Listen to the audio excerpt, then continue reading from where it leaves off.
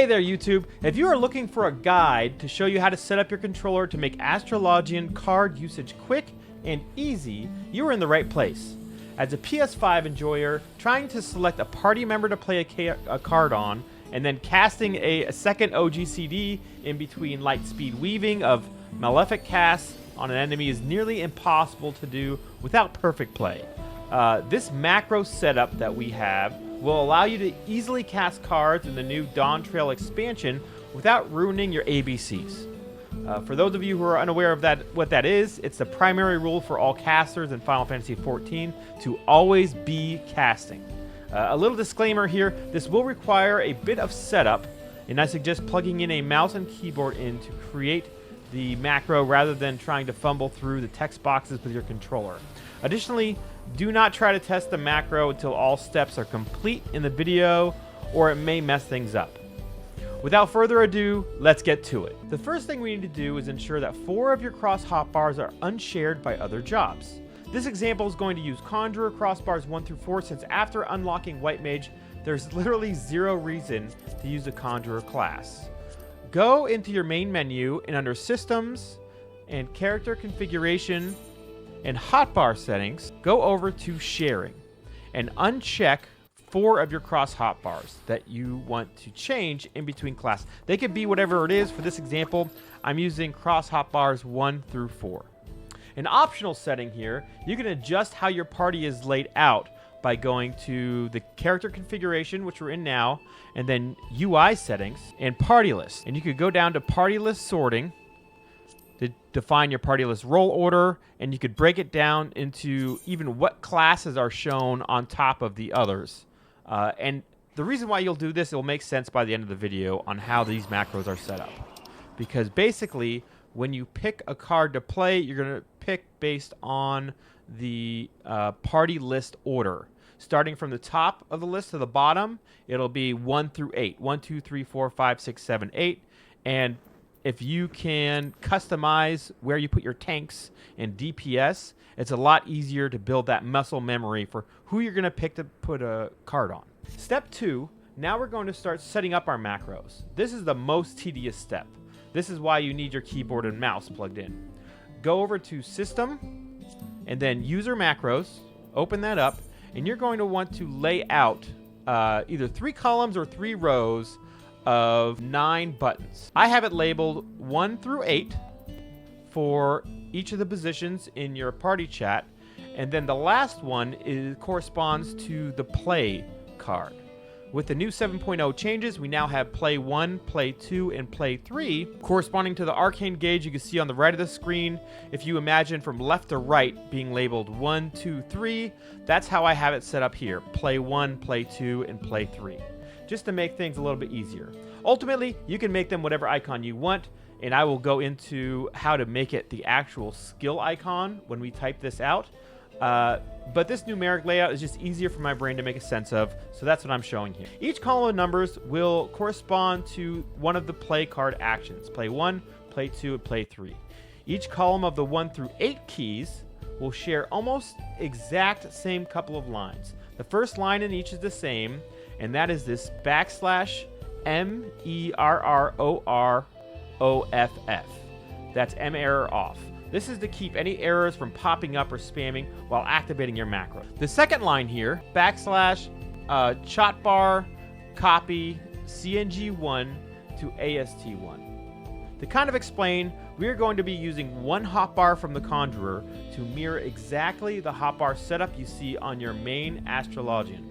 The other 3 hotbars will be set up to play either card 1, 2, or 3 to party members 1 through 8. So each time you hit one of these 1 through 8 keys, it will play the action coming up and then redisplay your main casting hotbar. After the first 2 lines, here's where it changes for each button and can get very tedious if you're trying to do this with a controller. Each button will have 13 lines of variation of /AC play 1, 1. What this line is doing is saying you will cast the action play 1, quotations are necessary because of the spaces in the skill name, to player 1, as shown from top to bottom in your party layout. The reason why there is 13 additional lines of this is you are filling up each line to the maximum allowed, which is 15 lines, to give your skill the same delay as a normal skill would have. For example, right before your global cooldown timer ends, you can click the Malefic button and you will start casting Malefic as soon as your GCD is up. This happens because there is essentially 13 frames of that action being cast. If we didn't set it up like this and you mistimed your initiation of the action, it would be frustrating and feel clumsy. Trust me. In this first column, it is pretty much a copy and paste of everything between the less than and greater than symbol. You will change the number to correspond icon number, which is your party member number on the list. For example, here we have play 1 to party member 1. Go down to 2, it's play 1, party member 2, 3, 4, and so forth until you get to 8. This is now going to be repeated between the columns. Except column 2, you swap out the action name to play 2, and column 3, you swap out the action name to play 3. Okay, now let's take a look at the yellow buttons. I leave the macro off with \micon play I. Just so you know, play 1, play 2, play 3 is actually play I, and play I. It looks like I forgot the I here. Let me just type that in real quick. All right. And if you want the icon to be the actual skill, you can just go here, put the quotations in, and you see the icon changed. But I don't actually want that, so I'm going to remove that there. Back to 3. Okay. All that is really necessary is the next line. So for the first card, the leftmost card in your astral display, you will want to type \C hotbar for cross hotbar, copy CNJ2 to AST1. What this is doing is copying the hotbar laid out in Conjurer cross hotbar 2 to what you are seeing in your Astrologian hotbar 1. I promise this will all make sense in the end once we actually set up each Conjurer cross hotbar, if you haven't caught on yet. Similarly, draw card 2 button corresponding to the center card on your astral display. Type \chotbar copy CNJ3 to AST1, and for the rightmost card, button 3, you guessed it, \chotbar copy CNJ4 to AST1. All right, nice job. If you got all of that done, you're through the tedious part.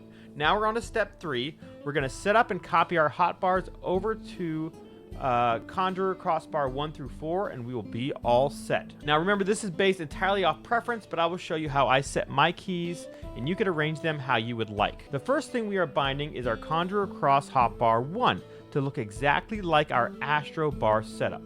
It is important to note you must do this step each time you change your main hotbar. Drag the yellow numbered macro buttons, which corresponded to the arcane gauge, to where you would like them to sit on your main hotbar. Then type in chat \chotbar copy AST1 CNJ1 and press enter. Nothing should happen. That means you did it correctly. Now don't try to test anything yet or you'll mess things up. Next, place your first column players 1 through 8 macros onto your hotbar how you would like them set up.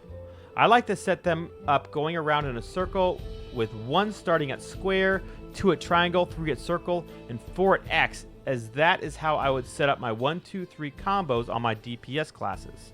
I'll show you what I mean here. So set the hotbar here, right? And then we just go around. With the first hotbar set up how you like it, go into your party chat and type /CHOTBAR copy AST1 CNJ2 and then press enter. This is the hotbar that will display whenever you hit the play 1 macro. And then when you hit a player button to cast the card onto, it will redisplay your main bar set on Conjurer 1. Now go through and repeat this process with column 2. And once column 2 players 1 through 8 are placed, type /chotbar copy AST1 CNJ3 and press enter. Do it one final time using the column 3 and finally typing /CHOTBAR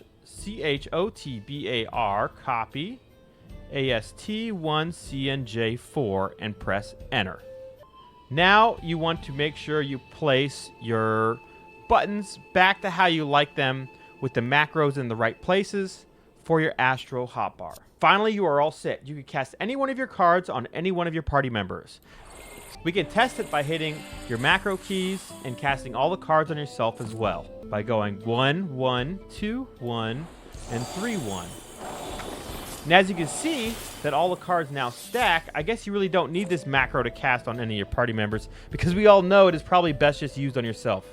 You selfish, dirty Astro. As a quick beginner tip, the only thing you really need to pay attention to with the new card system is if card 1 is a yellow card for balance or a blue card for spear. If it's balance, cast on a melee DPS, and if it's blue spear, cast card 1 on a ranged DPS. Then you could literally throw the rest of the cards on your tank mindlessly until you're bored of Astro being too easy. Then you could start to really learn which card should go to who.